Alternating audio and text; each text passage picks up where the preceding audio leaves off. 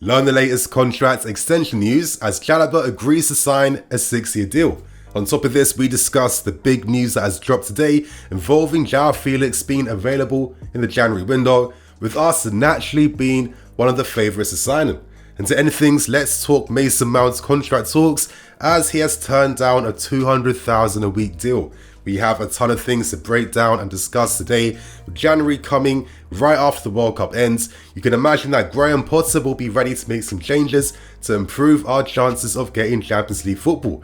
So I hope you guys enjoyed today's video. I hope you guys are glad to see me again. But before we get into anything, I want to get one big plug out of the way first. Now, with all these conversations currently surrounding Graham Potter, I guess the question is, do you think you could do a better job? And if you think so, then make sure you guys download the Top 11 app, who are kindly sponsoring today's video. Top 11 is a free football manager simulator, which you can download on the iOS app, Android and Windows Store as well too. Currently there have been over 260 million downloads. I'm sure you guys are very familiar with the name Top 11, and now is an amazing opportunity to try the app out for yourselves. Now, I know that all of us are real football nerds. You know, we're the type of guys that like to analyze things tactically to try and learn the deeper insights behind what goes on in the game we love. And with Top 11 allows you to recreate your managerial fantasies. Top 11 allows you to take control of transfer activity to improve your squads.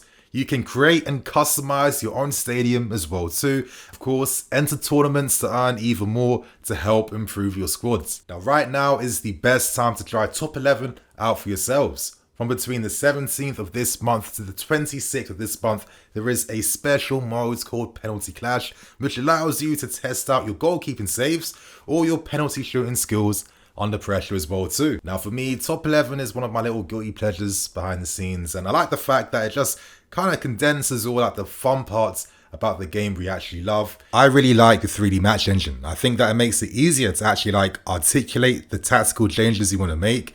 And it does help that the graphics are quite clean too. So if you guys want to try out for yourselves, you'll find a download link in the description below, and you'll find a download link in the top comment as well too. So try out for yourselves, and I hope you guys enjoy. So let's start things off and let's discuss the latest on Trevoh Chalobah. He has just agreed to sign a 6-year contract extension, and I have to say, massive congratulations goes to Trevoh Chalobah. For me, I think he definitely deserves this contract. I think he has been one of our most reliable players in the squad for over the past 2 seasons now, and I do think that to have that strong competitive squad that is ready on all fronts to challenge, players like this have like literally untold value. They're the type of players that boost and increase the competition within the squads. They improve the training sessions as well too, because they're the type of players that have the quality to play first team for you. And in that sense, I can't help but see Trevoh Chalobah as like our Nacho Fernandez, where Fernandez is more than good enough to play for Real Madrid, but it just makes like economic sense to keep him here in the long term, knowing that we don't have to waste countless millions in the market to sign those squad players for the team. I think if you can use the academy to not sign squad players, then I think that is the best way to go down. So you have even more money to spend on big money signings that can actually upgrade certain positions that you cannot supplement with your academy. So, of course, as I said, congrats goes to Chalobah. Here's what he had to say, as he says, "I am over the moon to sign this contract. It's been an honor every time I put on the shirt. I want to give my all and do anything for this club. As everyone knows, I've been here from a young age, and to continue here is every kid's dream. Whenever I get the chance, I'll give my all for the club and look for the future ahead. I want to say thanks to God for this. Without him, none of this would be possible, and just always believing.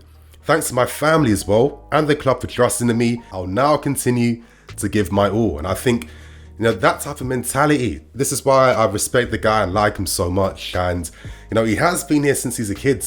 He is a diehard Chelsea fan. He does have blue blood in his veins. And in a sport where, you know, there's a lot of intangibles that go in behind success and winning. It's not just about having good technique and being silky on the ball. You need to have a lot more behind that to really be competitive, to challenge week in, week out against other pros that have also fought hard and nail, that have also fought their way to the current level they're at. And I think players like this help your squads.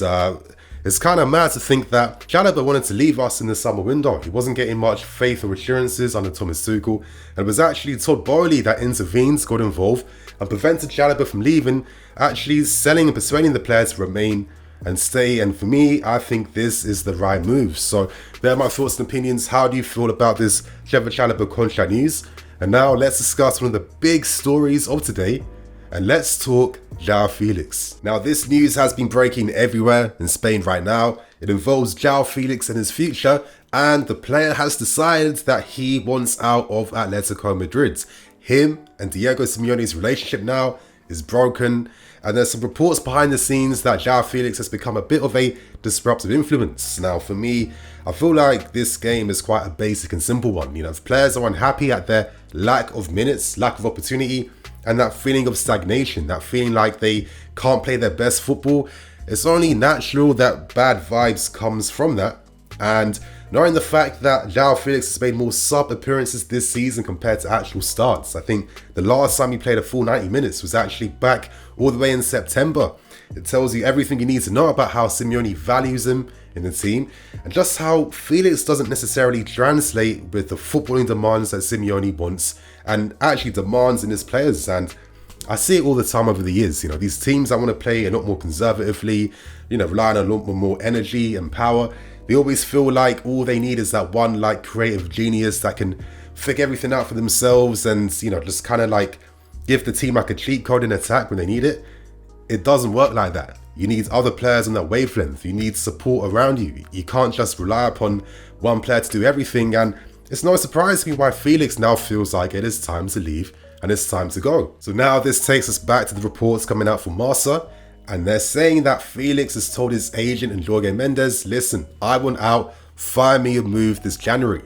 Now, this is quite interesting news. We do know that Mendes and Todd Boehly have a fantastic relationship, and for very good reason. It's quite obvious that there's a lot of players under Mendes' ownership that we have a lot of interest in. You're looking at Rafael Leao, you're looking at players like Diogo Costa as well too, Ruben Neves, plus other targets as well. It's obvious that Mendes wants to find his clients the best opportunities and the best clubs to move towards, because of course if we make a move for any of his clients, he earns massive agent fees from these sales. So it's a very symbiotic relationship going on right now. And to be fair, with some of the talents under the disposal of Mendes, I'm hoping that we can sign at least one or two players from him. Now, Marca report that Atletico Madrid would be open to selling Felix for around 60 million euros during this window, and they're okay to sell him, of course, as I said earlier, due to that poor relationship between Simeone and Felix. So I guess right now it's time to get some of my thoughts and opinions. I have to say, I've always been a massive admirer of Felix. I'm one of those guys where I'm gonna have that affinity towards these types of like classic style players with like exceptional technique, skill. I see a little bit of like Kaká in the way that he carries the ball, the imagination, the drive, and I feel like these are some of the profiles that this team has been missing out on for a very long time. But it does bring very interesting conversations and questions now. I guess the future of the squad and the team is the most important thing for me, and we have to decide if we want to be a back three team or a 4-3-3 team. Now, I don't necessarily feel like being a back three team makes you like anti-competitive.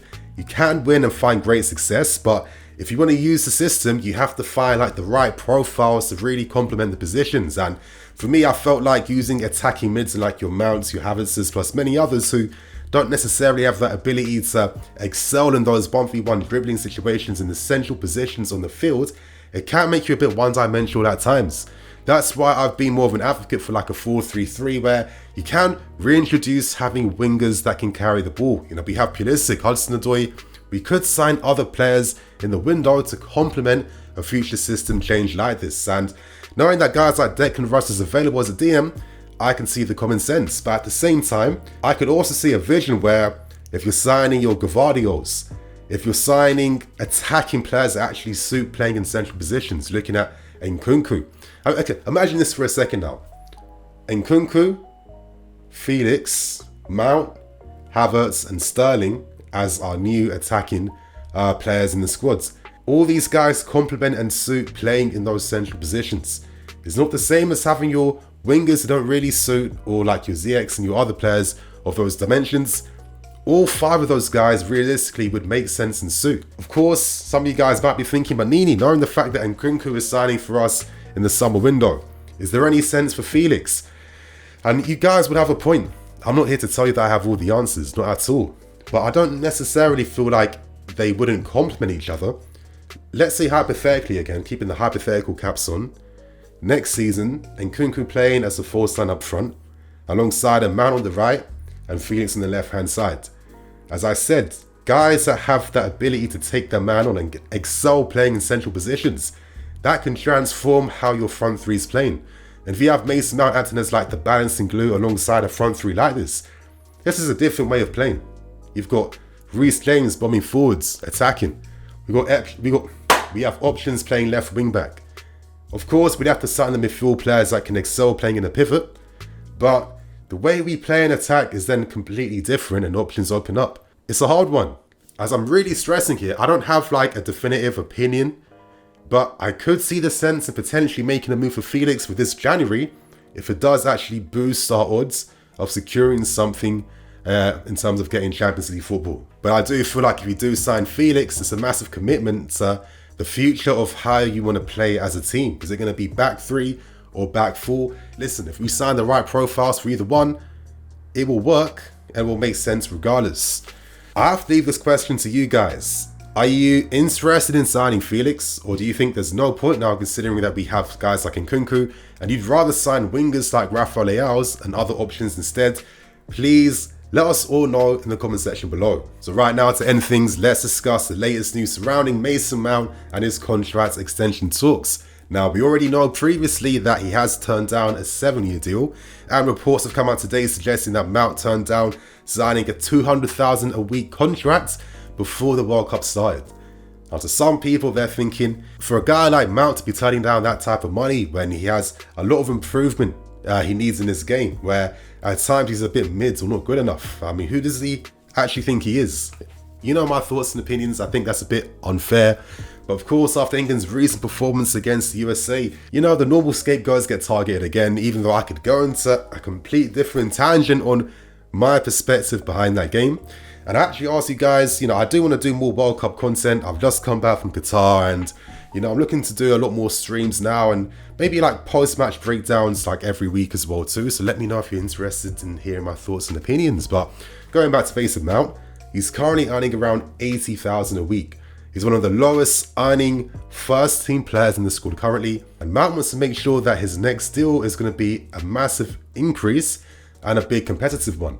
Now, we know that he turned down signing a 7-year deal, but for me, it makes common sense. I mean, you want to keep some negotiation power in the future. When he turns between 26 and 28, but hopefully he's hit his peak and he's at the very best Mount he can be, that's when he can command the highest contract of his career. So to give away that type of power now to earn a slight increase in the short term wouldn't make sense in the long term. It is reported now that Mason Mount wants to earn around $300,000 a week.